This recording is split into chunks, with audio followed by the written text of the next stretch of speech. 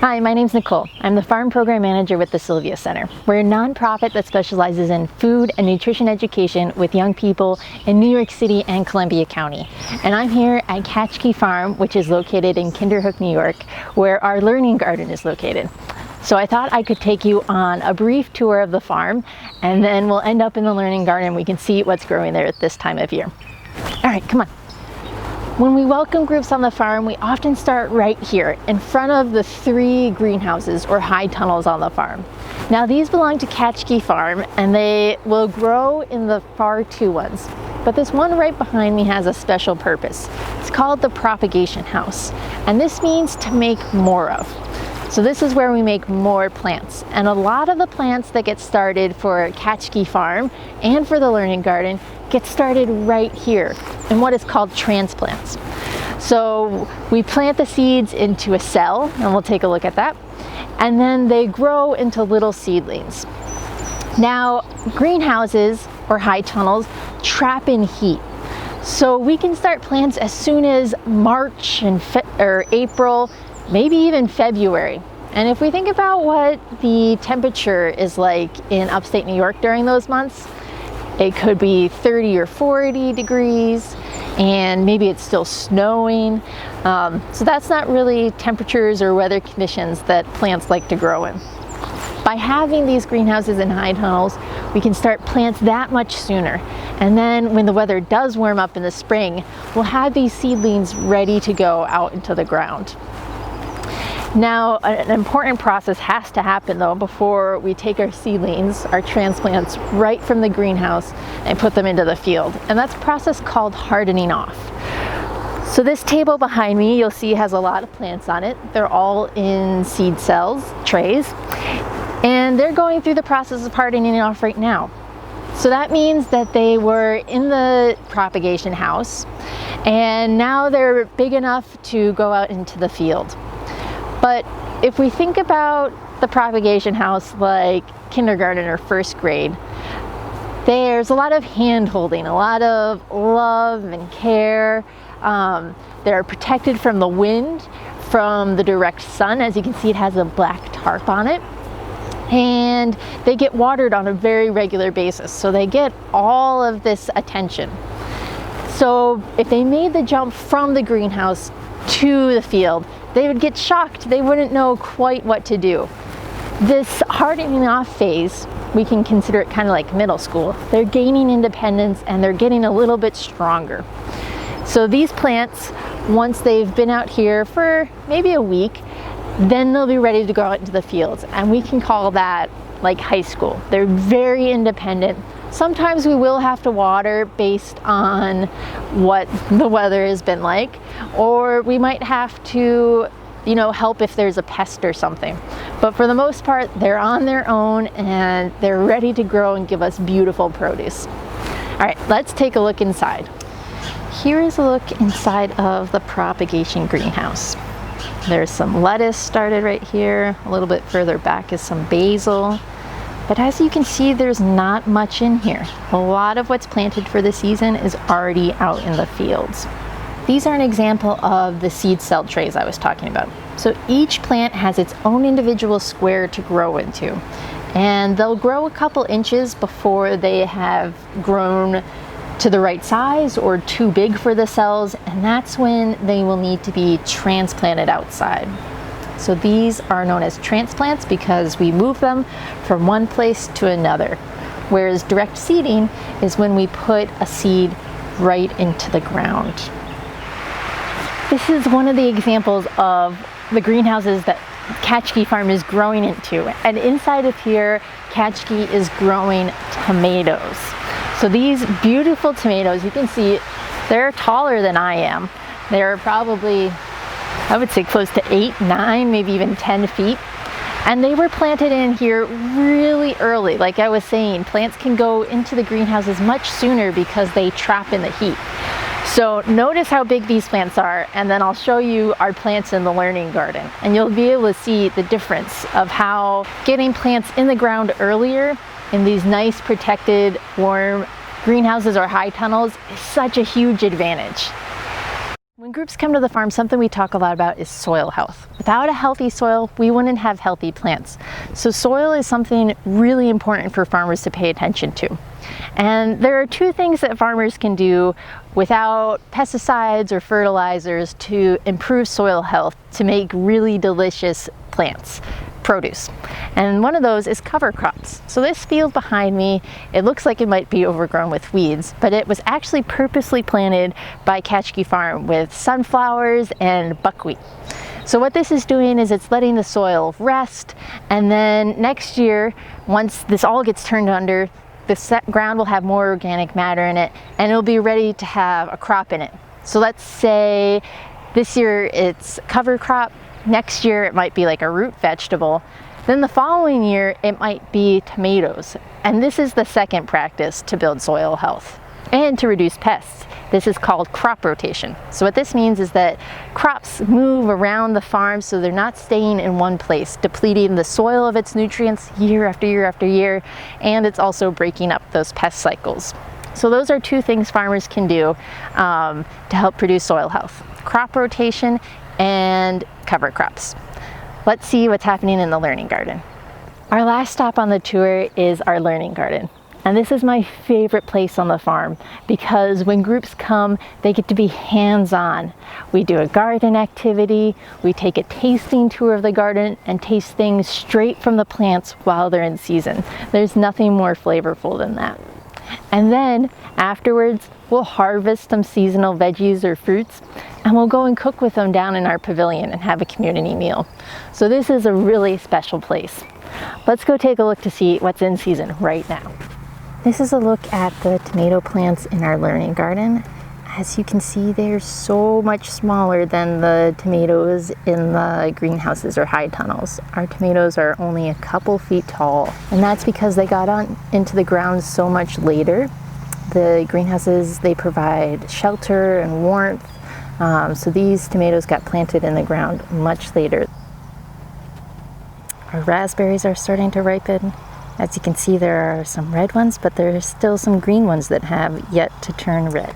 We also planted pumpkins this year in the garden, and although we won't have them to the fall, they have started to put out their beautiful squash blossoms so that pollinators, you can even see there's some in there.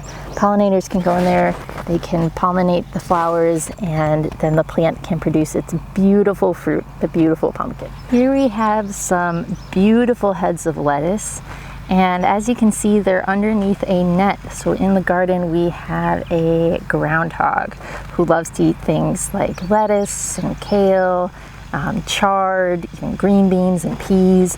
So this netting helps us protect the plants.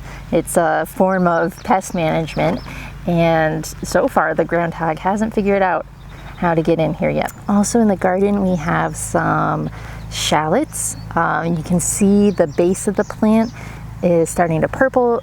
It's emerging and the leaves are flopping over. So that is a sign that they are almost ready to come out of the ground. Then they will need to sit out in the air and cure, and that's how they get that paper texture around them. So soon we'll have shallots to cook with. This is one of the very first crops we planted this year, and we have planted a succession of these crops. So that means that every couple of weeks we plant a new round of seeds so that we have a continuous supply throughout the season. And they are these beautiful red beets. Let's see. We love using these in so many recipes, including beet brownies. One of our favorite things to make, regardless of the time of year, are pizzas in our wood-fired pizza oven. And this is a pretty cool oven where we build a fire on the inside. It gets to about 800 degrees, and then we can make pizzas really quickly. But like I said, regardless of the time of year, we can harvest anything from the garden and make it a pizza topping. So this time of year we have like summer squash, beets, some different greens, like kale, and we could even make a sweet pizza or a dessert pizza with our raspberries. To find a recipe how to make a pizza in your own kitchen, you can look to our website, www.sylviacenter.org. Thank you for joining this tour with me, and I hope that you Look to our website for more activities and recipes to try with your young gardeners, chefs, and scientists. Today on the farm tour, I talked a little bit about soil health, and I'm also going to show you an experiment where we can see what the texture of the soil is like. And the texture of the soil can be important when growing. There are 3 different soil size particles. We have sand, which is the biggest, then silt, and then clay, which is the smallest. And these 3 particles make up the texture of the soil. So for this experiment, you'll need some soil samples. I took 3 samples throughout the garden so that I had a little bit from different spots in the garden. You'll need a clear glass jar or a plastic jar, and then some water. So to start this experiment, we're just going to fill our clear jar up about halfway with our soil samples. And even just by taking a look at this, I'm observing that there's some large bunches, some smaller clumps, some rocks. So I'll be interested to see how these separate out. Now that my soil is about halfway in the jar, we're going to add some water.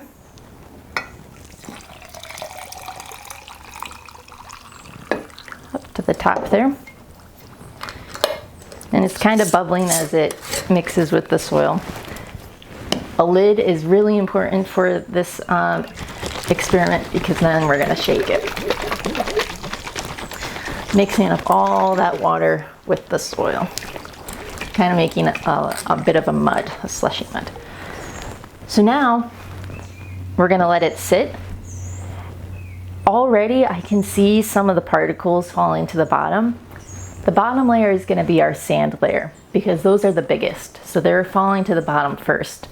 And then over time it will settle out. So we're going to actually leave this for about 6 hours and come back to it and see what it looks like.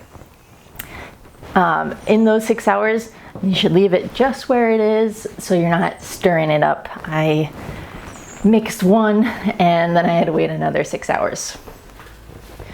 So with soil texture, while we're waiting, the particles will clump together to form what are called soil aggregates. And if a soil is really sandy, when you squeeze it together, it will all fall apart in your hand. If a soil has a mixture of sand and silt and clay, it will form a clump, but it won't necessarily do what's called a ribbon. So I have moistened some of the soil here, and we're going to see if it falls apart in my hand, if I can make a clump, or if I can make a ribbon, and I'll show you all of those.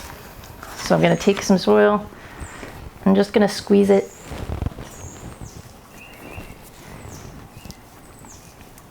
So it is forming a clump.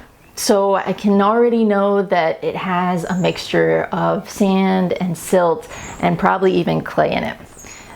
If we think about places where there's a lot of sand, like deserts, or even a sandbox, imagine picking up that sand and clumping it in your hand. It wouldn't, it would just pour through your fingers. So that wouldn't be great soil to grow in.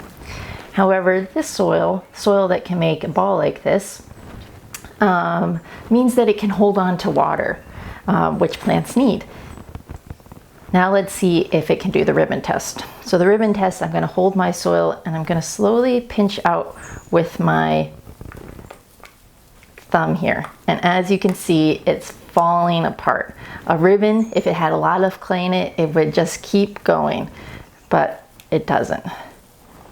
So that can also be good for growing because if a soil had lots of clay, it would hold on to a lot of water, be really dense. So a mixture of sand, silt, and clay that can form a ball means that it will hold on to water, but not too much water. It won't be too compact. And that means there's also room for air in the soil, which plants also need for their roots. So this is a great soil, I think, that we're growing in at our learning garden.